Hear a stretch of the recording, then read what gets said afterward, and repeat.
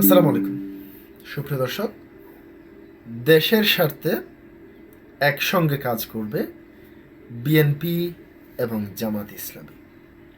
এবার সাংবাদিকদের সামনে কথা বলার সময় এ ধরনের বক্তব্য দিয়েছেন জামাত ইসলামীর আমির ডক্টর শফিকুর রহমান।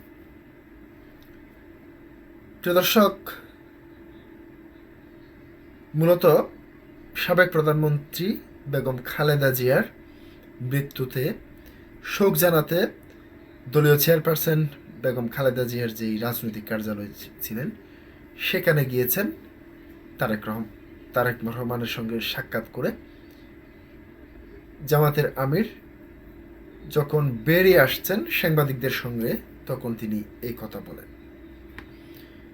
প্রদর্শক, আপনারা জানেন 2008 থেকে শুরু করে 2017 পর্যন্ত বিএনপির সঙ্গেই জোটবদ্ধ ছিল বাংলাদেশ জামায়াত ইসলামী। একসাথে তারা ফ্যাসিবাদ বিরোধী আন্দোলন, তার পাশাপাশি যে বিভিন্ন আন্দোলন করেছে বিএনপি, তার সাথে জামাত ইসলামীও সম্পৃক্ত ছিল। যদি এই মুহূর্তেও যদি নির্বাচন হয়, সেই নির্বাচনে যদি আওয়ামী লীগ ফিরে আসে, তাহলে আবার দেখা যাবে বিএনপি এবং জামাত ইসলামী এক হয়ে আওয়ামী লীগের বিরুদ্ধে নির্বাচনে লড়ছেন।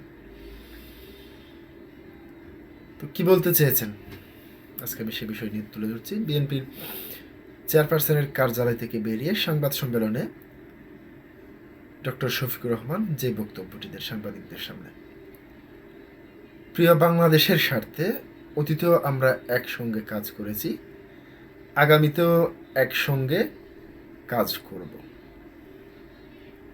ইনশাআল্লাহ। বিএনপির ভারপ্রাপ্ত চেয়ারম্যান তারেক রহমানের সঙ্গে সাক্ষাৎ শেষে তিনি সাংবাদিকদের এইসব কথা বলেন। বৃহস্পতিবার 1 জানুয়ারি সন্ধ্যা 7টায় বিকেলে গুলশানে বিএনপি চেয়ারপারসনের কার্যালয়ে যান জামাতের আমির। কার্যালয়ে পৌঁছে প্রথমেই মরহুমা বিএনপির চেয়ারপারসন বেগম খালেদা জিয়ার স্মৃতির প্রতি শ্রদ্ধা জানিয়ে শোক বইতে স্বাক্ষর করেন। এরপর তিনি কার্যালয়ের 3য় তলায় যান এবং তারেক রহমানের সঙ্গে সাক্ষাৎ করেন। সাবেক প্রধানমন্ত্রী ও খালেদা জিয়ার আত্মার মাগফিরাত কামনা করে জামাত আমির বলেন, তিনি খালেদা জিয়া কারাবন্দী অবস্থায় অসুস্থ হলে পরিবারের পক্ষ থেকে চিকিৎসার জন্য দেশের বাইরে নেওয়ার অনুরোধ জানানো হলেও দেশের বাইরে তো নেওয়া হয়নি, বরং সরকারের থেকেও বারবার উপহাস করা হয়েছে।